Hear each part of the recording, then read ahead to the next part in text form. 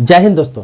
आज मैं आपको बताऊंगा कि ससुराल के संपत्ति में बहू का क्या अधिकार है और दामाद का क्या अधिकार है। दोनों का आज क्लियर करूंगा, एक एग्जाम्पल भी दूंगा, एक आदेश भी बताऊंगा आपको। इस बारे में सारे कानून को आज क्लियर करूंगा कि बेटी के बराबर बहू का अधिकार है कि नहीं ससुराल की संपत्ति में, और बेटी के बराबर दामाद का अधिकार है कि नहीं ससुराल की संपत्ति में। तो ये दोनों क्लियर करूंगा। अक्सर इसमें बहुत ज़्यादा कन्फ्यूजन है लोगों में, जिसको मैं आज क्लियर कर दूंगा और बिल्कुल ऐसा क्लियर करूंगा जो आपको समझ में आएगा। इसके लिए आपको पूरा वीडियो देखना पड़ेगा, पूरे वीडियो में आपको बने रहना होगा। और इस वीडियो को आप लाइक जरूर करें। जो वीडियो को देख रहे हैं इसके नीचे लाइक का बटन है, प्लीज़ आपसे रिक्वेस्ट है कि इसको लाइक कर दें। और मन में कोई सवाल प्रश्न होगा तो कमेंट में लिखेंगे, उस टॉपिक पर भी वीडियो बनाऊंगा। ये बहुत ही गंभीर मुद्दा है। बहू को लेकर अक्सर लोगों में कन्फ्यूजन है कि अगर तलाक की स्थिति हो या फिर पति का डेथ हो जाए तो उस स्थिति में बहू को क्या मिलना है ससुराल से। इसके अलावा दामाद को लेकर भी लोगों को कन्फ्यूजन है कि दामाद को कितना हिस्सा होना चाहिए ससुराल की संपत्ति में। आपकी जानकारी के लिए बता दूं कि किसी बहू का उसका पति डेथ कर जाता है या फिर तलाक हो जाता है, उस स्थिति में आपको बता दूं कि उस स्थिति में क्या होता है, मेंटेनेंस देने का प्रावधान है बहू को। यूपी आवश्यक वस्तु आदेश में 2016 के अनुसार ये प्रावधान किया गया था कि बहू जो होती है वह ससुराल में परिवार का हिस्सा नहीं होती है, उसे परिवार का हिस्सा नहीं माना गया, परिवार से अलग श्रेणी में रखा गया था। और इसी को एक प्रस्ताव में पारित किया गया 2019 में। इसमें बिल्कुल क्लियर कर दिया गया कि कोई भी बहू ससुराल में वो परिवार का हिस्सा नहीं मानी जाएगी, परिवार के हिस्सा नहीं मानी जाएगी और उसका संपत्ति में किसी प्रकार का कोई हक नहीं होगा। लेकिन अभी हाल ही में इलाहाबाद हाई कोर्ट ने एक इसी से जुड़े केस के मामले में अपने आदेश देते हुए यह बताया कि जितना बेटी का अधिकार है परिवार में, ससुराल में, उतना बहू का भी है। यहाँ तक ये बताया कि बेटी से ज़्यादा बहू का अधिकार है। किस प्रकार से, इसका कंडीशन अलग है। अनुच्छेद 15 CRPC 125 के अनुसार प्रावधान है कि बहुओं को बहुत सारे अधिकार दिए गए हैं। जैसे कि अगर तलाकशुदा रहती है, तलाक हो जाता है उसके ससुराल से, तो उसको मेंटेनेंस देने का अधिकार है। अगर पति कोई जॉब करता है, बिजनेस है, कोई काम करता है, तो वो उस औरत को, उस लेडीज को, उस महिला को जब तक ये दूसरी शादी नहीं कर लेती है तब तक उसको मेंटेनेंस देना है। अगर कभी भी नहीं करती है तो जीवन भर उसको मेंटेनेंस देना है। मेंटेनेंस का मतलब होता है गुजारा भत्ता, खर्चा जो भी है, जो कोर्ट तय करे वो मेंटेनेंस देना होता है। दूसरा ये है कि अगर लड़का बेरोजगार है, कुछ नहीं कर रहा है, लेकिन सास ससुर का प्रॉपर्टी है, सास ससुर का बिजनेस है, सास ससुर की संपत्ति है, तो ये प्रावधान है कि सास ससुर भी मेंटेनेंस देगा। सास ससुर का इतना अधिकार दिया गया, लोगों को मालूम नहीं है, उस हिसाब से लोग अपनी बात नहीं रख पाते हैं, दलील नहीं रख पाते हैं, फाइट नहीं कर पाते हैं कोर्ट में।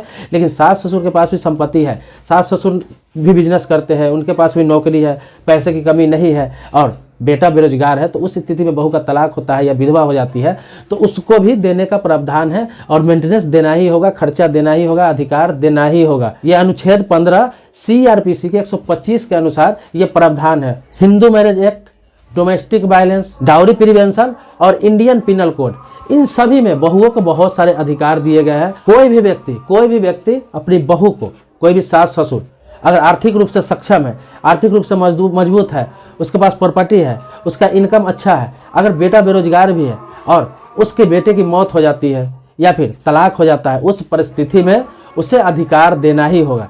चाहे वो वन टाइम सेटलमेंट के रूप में हो, मेंटेनेंस के रूप में हो, किसी भी प्रकार से उसे अधिकार देना होगा। ये इलाहाबाद हाई कोर्ट ने हाल ही में एक अहम फैसले सुनाते हुए इसी मुद्दे पर सारा चीज को क्लियर कर दिया है और आदेश भी दिया है कि बहू को अधिकार देना होगा। रही दामाद की बात, दामाद का क्या अधिकार होना चाहिए, तो दामाद का बता देता हूं कि दामाद का क्या है कि बेटी का अपने मायके में अधिकार तो होता ही है, बेटों के बराबर अधिकार होता है। हिंदू उत्तराधिकार अधिनियम 1956 के अनुसार और हिंदू उत्तराधिकार अधिनियम संशोधन अधिनियम जो 2005 में संशोधन किया गया, उसके अनुसार दामाद को ससुराल के प्रॉपर्टी में कोई अधिकार नहीं है, 0% भी अधिकार नहीं है। लेकिन बेटी को, मतलब कि उसकी बेटी है, वो ले सकती है अपने संपत्ति में, अपने भाइयों से हिस्सा मांग सकती है, अपने पिता के नाम से संपत्ति में, दादा के नाम की संपत्ति में, मतलब पैतृक संपत्ति हो या पिता के नाम से संपत्ति हो या माँ के नाम से संपत्ति हो, उसमें बराबर का हिस्सा ले सकती है। लेकिन दामाद 1% का भी हिस्सेदारी नहीं होता है। हाँ, दूसरा बता दो कि बेटी के नाम से जो प्रॉपर्टी मिल जाता है उसके मायके से,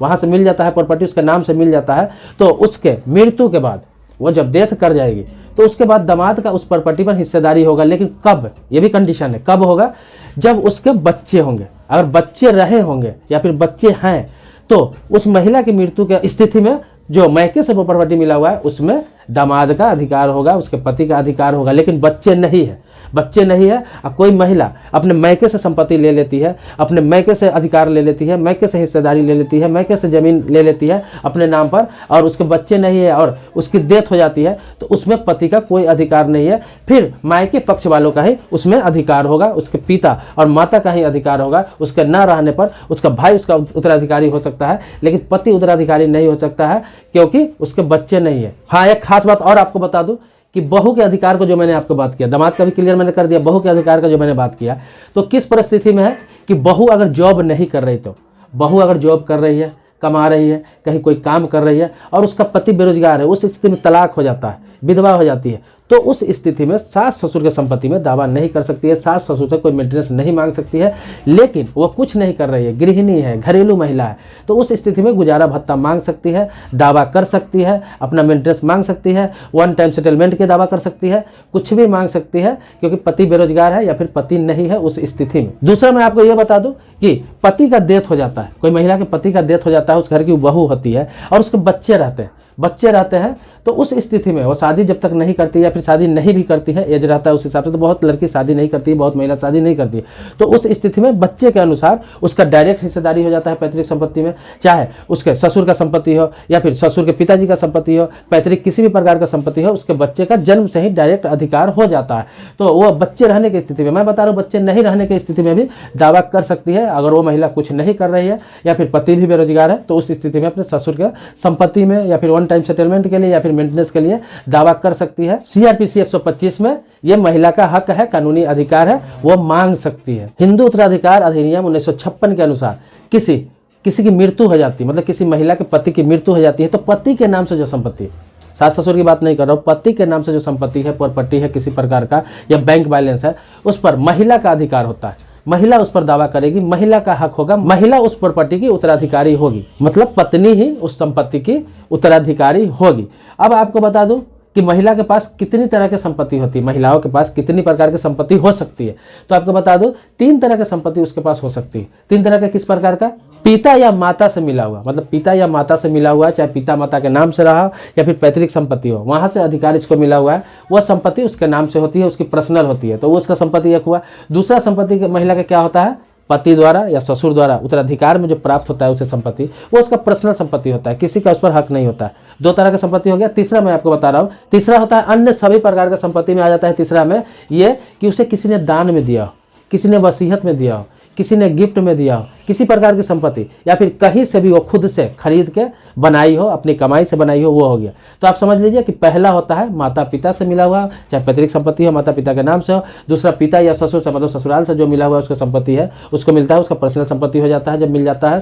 तीसरा मैंने आपको बताया खुद से खरीदी हुई हो या वसीयत में मिला हो, दान में मिला हो, गिफ्ट में मिला हुआ, किसी प्रकार से उसे मिला हो। ये 3 तरह की संपत्ति महिला की हो सकती है जो महिला के पर्सनल होता है। तो दोस्तों ये नई जानकारी थी, कुछ जानकारी थी जिसे मैंने अपडेट किया है आपके सामने।